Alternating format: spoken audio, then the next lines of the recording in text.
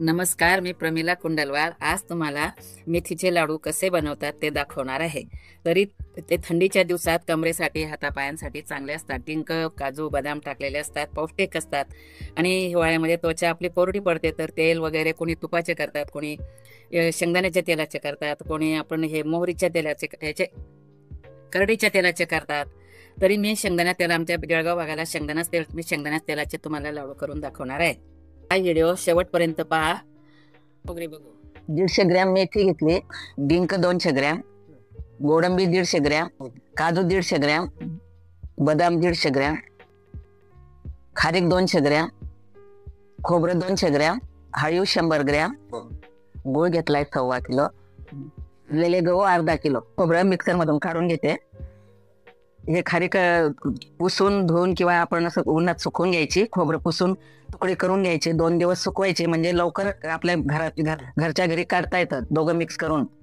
काजू काजू बदाम पण मिक्सर मधून काढून घ्यायचे, जाडे भरडे, जास्त बारीक नाही करायचं. जाडी भरडी गोडंबी पण काढून घेतली, जास्त बारीक नाही करायचं लाडूचं सामान. ती दळून घेतली, चांगली सुकवली तिला की मिक्सर मधून दळल्या जाते. पण त्याच्यात ते नाकं असतं ना, ते कडक लागतं, ते गाळून घ्यायचं. तळून परत पीठ करून टाकायचं, म्हणजे ते नाका निघून जातं. ते वरचं असतं ना, ते असं प्लास्टिक सारखं लागतं, म्हणून ते टाकायचं नाही. गव्हाचं पीठ नाही, त्या कोंडा असलं तरी चालतं, पौष्टिक असतं.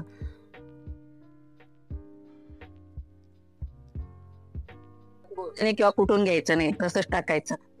हळीव घेतलंय, डिंकलाही वाळवून घेतलंय आणि बारीकच घेतलेलं आहे डिंक. आता डिंक तळून तसंच टाकायचा, आपोआप तो बारीक होतो. डिंक तळून घेऊ. ह्या दिवसात तेलच खायला पाहिजे, कारण तेल हे गरम असतं, तूप थंड असतं. उन्हाळ्यात तूप खायचं आणि हिवाळ्यात तेल खायचं. हे डिंक तळून घेते, चांगल्या मोकळ्या तेलात तळायचा, म्हणजे तो कच्चा नाही राहत. नाही, डिंकाला बारीक करायची काही गरज नाही, तो मुरमुऱ्यासारखा तो लाडू बांधता बांधता हलवता हलवता फुटून जातो. पाहिजे सारण तयार झालंय. आता हलवून घेतलंय, सगळं मिक्स करून घेतलंय. आता गुळामध्ये तेल टाकते. ही पद्धत सगळी खानदेशातली, वर का जळगाव भागाची. तिकडे ना असेच लाडू करतात, गुळ वगैरे असं कुठून नाही घालत, गुळाच्या गाठी राहतात. हा गुळ एकदम मिळून येतो त्यामुळे ना, आणि लाडूही चांगला बांधला जातो. या तेलामध्ये सगळा गुळ विरघळून घ्यायचा आहे. आता चांगला वास येईपर्यंत शिजवायचा आहे. छान खमंग वास आला की मग टाकायचं आहे त्याच्यात. ही जळगावकडची पद्धत आहे लाडू करण्याची, खूप छान लाडू होतात.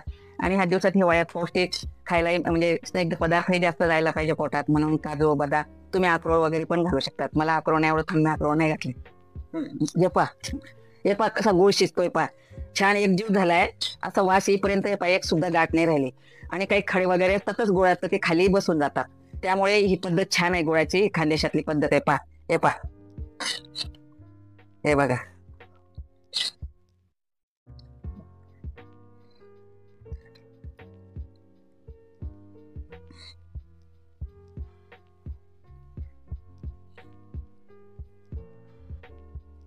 एकजीव होईपर्यंत हलवून घ्यायचंय.